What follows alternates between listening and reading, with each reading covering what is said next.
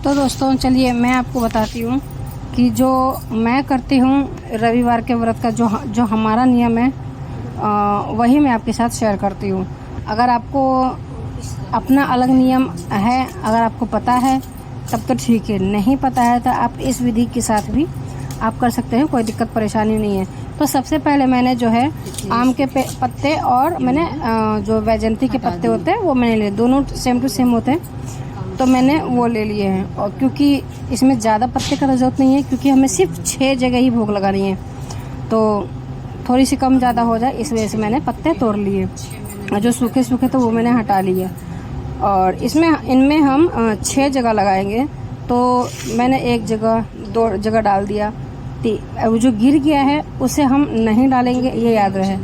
3 जगह मैंने डाल दिया है। तो इसी प्रकार से हम 6 जगह डालेंगे। 6 जगह का मतलब ये होता है कि हम इसी प्रकार से जब हम रविवार का व्रत उठाएंगे भी यही विधि होता है और बैठाते भी हैं तो यही विधि होता है। तो 6 जगह लगाने का महत्व ये होता है कि 6 महीने के लिए व्रत जो है महारविवार का मैं उठा रही हूँ या फिर सौंप रही हूँ। उद्यापन नहीं बोलते हैं, इसको सौंपना बोलते हैं, क्योंकि हम उद्यापन करते हैं कि उसे छोड़ देते हैं, इसे हम फिर 6 महीने बाद उठाते हैं। और ये मैंने साबूदाने की जो है खीर बनाई है और उसे भी मैं 6 जगह चढ़ा दूंगी। मैंने केले जो है काट के भोग प्रसाद चढ़ा दिया था तो उसे भी 6 जगह चढ़ा दूंगी। ये मैंने खीर चढ़ा दिया है 6 जगह, वो भी जो प्रसाद हमें लगेगा, जो हमने एक बार 6 जगह बना लिया उसी पे हम दे देंगे। चाहे तो हम एक बार में भी आगे मैं आपको बताऊंगी कि हम ऐसे कर सकते हैं, ठीक है।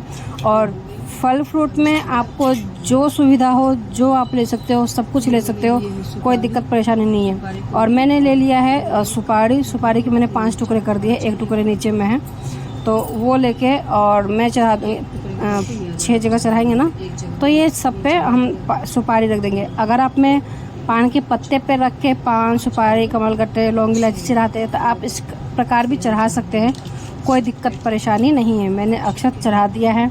अब मैं दे रही हूँ इलायची और लौंग। तो इसमें 1 या 2 का कोई नियम नहीं है, सब पे हम एक सभी महीनों के हिसाब से एक हम लौंग इलायची का वो लगा देंगे। और बतासे भी चढ़ाएंगे, गुड़ चढ़ाएंगे, जो आपको गुड़ मैं लास्ट में चढ़ाऊँगी तो आपको दिखा दूँगी। तो मैंने ये चढ़ा लिए हैं, ठीक है। अब सब कुछ जब चढ़ जाएगा, बहुतों में नियम ये होते हैं कि जैसे जनेऊ चढ़ाते हैं, सुपारी साबुत चढ़ाते हैं, और भी बहुत सारी चीज़ें इसमें चढ़ाई जाती है। तो आप देखिएगा कि क्या आपका नियम है और आप लोग में क्या चढ़ रहा नहीं चढ़ रहा, आप वो चढ़ा सकते हैं। ज़रूरी नहीं है कि ऐसा नहीं होता है, ज़रूरी नहीं है कि ऐसा ही होता है। अब ये मैंने ले लिया है दही को भी मैं उन्हीं प्रसाद पे डाल दूंगी। दही है, दूध है, खीर मैंने चढ़ा दिए हैं, ठीक है। और ये नीचे बैठ के एक जगह पे ही किया जाता है। ये कोई आसन वासन अगर आप चाहे तो लगा सकते हैं, पर आसन की इसमें ज़रूरत नहीं होती है, क्योंकि वहीं नीचे बैठ के ही किया जाता है। और इसी प्रकार से बिल्कुल सेम टू सेम यही विधि होता है। जितमहान भगवान का जब हम जितिया व्रत विधि करते हैं तो जिस दिन नहाए खाए होता है उस दिन दही चढ़ाते हैं, और जिस दिन पारण होता है उस दिन फल चढ़ाते हैं। बस नियम यही होता है। मैंने दूध चढ़ा दिए हैं। अब यहाँ पे मैं चढ़ा दे रही हूँ सिंदूर, क्योंकि हम तिलक लगाएंगे तो सिंदूर भी लगा सकते हैं। और पूजा करने से पहले मैंने जो पत्ते थे उनको तो वैसे भी पहले धोया था, और उसके बाद मैंने गंगा जल से मैंने शुद्ध कर लिया था। उस जगह को शुद्ध कर लीजिए।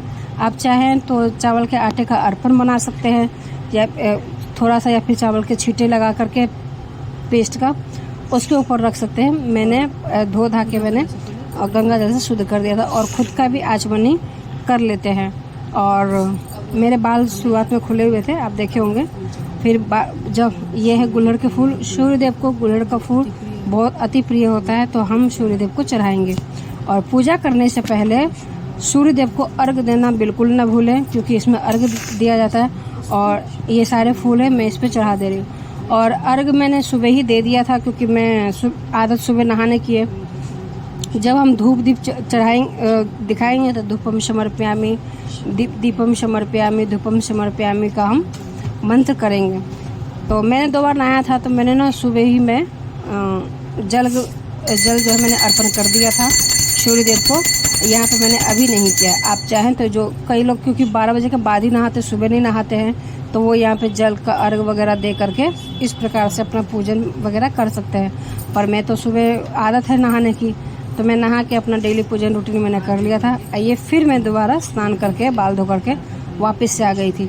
तो पूजा का अलग अलग जगह पे अलग अलग नियम है। कई जगह नए वस्त्र पहनते हैं, बिल्कुल पूरा सोलह श्रृंगार करके किया जाता है, जिस प्रकार से छठ विधि करते हैं।